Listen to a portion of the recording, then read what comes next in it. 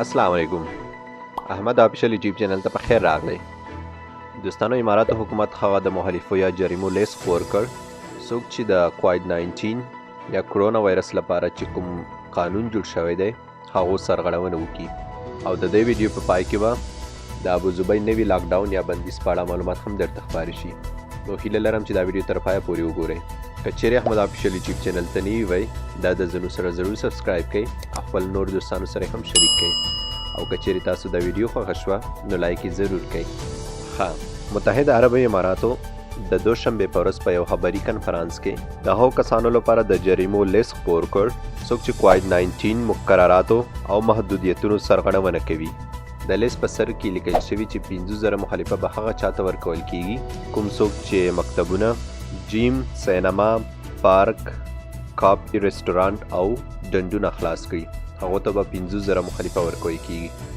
دوهم 1,000 درهمه مخالفه به هغه چاته ورکول کیږي کوم څوک چې کرونا وایرس مریضي او د هغو سرلو لپاره چې کوم اپ جوړ شوی دی د هغې ډاونلوډولو سرغړونه وکړي نو هغو ته به 1,000 درهمه مخالفه ورکول کیږي. دریم 20,000 درهمه مخالفه یا جریمه به هغه چاته ورکول کیږي کوم څوک چې د مریضي ولري او یا هغه آلې چې د دې سرلو لپاره نصب شوي دي هغو بې ځایه کولو هڅه وکړي. څلورم 20,000 مخالفه یا جریمه به هغه چاته ورکول کیږي کوم ځای کې چې د کمرو ضرورت دي او په هغه ځای کې دوی هغه کمرې نه وي نصب کړي. دا هغه کمرې دي کوم چې د یو کس تودوخه معلوموي چې آیا د دې کس تودوخې ټمپریچر څومره دی. پنځم دغه خو خاص کر زموږ خلکو لپاره ډیر مهم دی.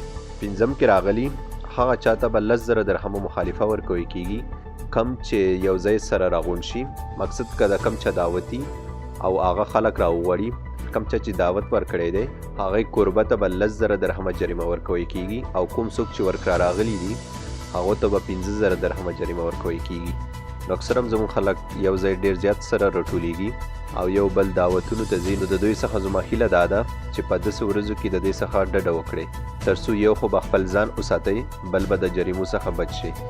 شپږم 3,000 مخالفه به هغه چاته ورکول کیږي کم چا چې په موټر کې د درو کسانو څخه زیات وي او یا دوی مسکونه نه وي اچولي نو دوی ته به هم 3,000 مخالفه ورکول کیږي.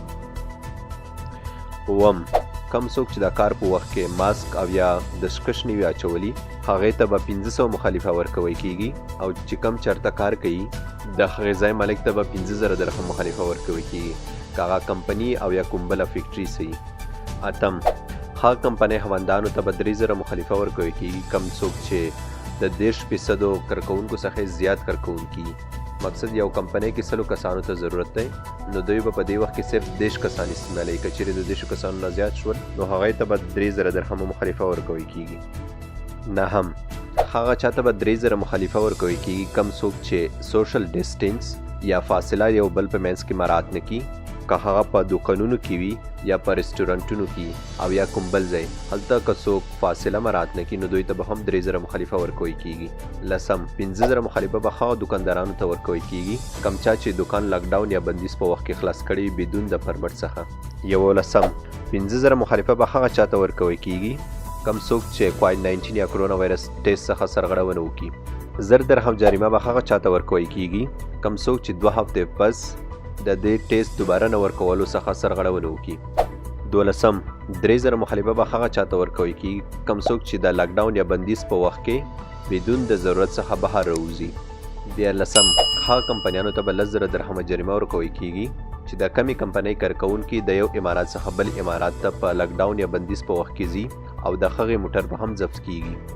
نو دا هغه لیست کوم چې نن متحده عربي اماراتو په یو کنفرانس کې خپور کړ.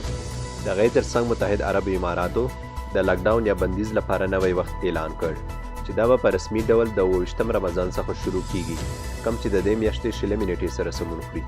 د دې لاکډاون یا بندیز وخت به د شپې د 8 بجو څخه واخله تر سهار 6 بجو پورې کوم چې مخکې د شپې 10 بجو څخه تر سهار 6 بجو پورې و نو اوس دا وخت د ماښام 8 بجو څخه واخله تر سهار 6 بجو پورې شو کوم چې به په 28 رمضان یا د دې میاشتې په 6 نیټه په رسمي ډول تطبیق شي. دوی وایي چې په اختر کې به مالز، شاپینګ سنټر او ځینې نور ځایونه د سهار 9 بجو څخه واخله تر ماښام 7 بجو پورې خلاصي. کله هم چې اختر تیر شي نو د دوی لپاره به نوی وخت دوباره اعلان شي. او په اخر کې بله یو ډیره مهمه خبره چې جوماتونه او عبادت ځایونه تړل به تر راتلونکي خبرتیا پورې دوام وکړي او له همدې له امله به د اختر لمونځ او ټول لمونځونه به په کور کې ترسره شي. نو الله دې وکړي چې دا معلومات تاسو ته ګټور تمام شوي وي. نو زما د خپلو مسافرو ورونو څخه هیله دا ده چې کم قانون د دوی لپاره جوړ شوی دی د مهربانۍ له مخې په هغو باندې عمل ښه وکړئ تر څو یو خو به مو خپل ځان بچ شي او بل به د مخالفو څخه بچ شي. نور که چیرې تاسو دا ویډیو خوښه شوي وي دا ضرور درسره لایک کړئ او د مهربانۍ له مخې خپلو ټولو دوستانو سره شریکه کړئ ولې چې دوی هم باید په دې قوانینو باندې پوه شي. او که چیرې احمد آفیشل یوټیوب چینل ته نه وئ دا د ځینو سره ضرور سبسکرایب کړئ او که کوم سوال یا پوښتنه لرئ نو هغه ماته په کمنټ کې ولیکئ. نور مو په الله سپارم. الله پامان.